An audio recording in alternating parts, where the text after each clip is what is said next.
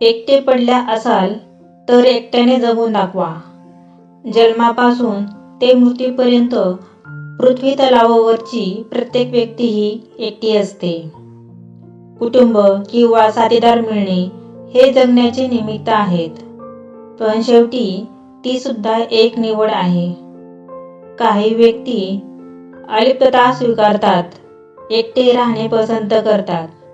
याचा अर्थ असा नाही की त्यांना माणसाचा सहवास नकोय. ते केवळ आत्मशोधाच्या प्रवासाकडे निघालेले असतात. स्वविकास, मनशांती किंवा आयुष्याचे गूढ प्राप्त करायचे असेल तर कधीतरी एकटे राहून जगून बघा.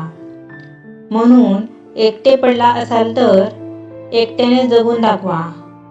न घाबरता शर्यत स्वतः लावून जिंकून दाखवा.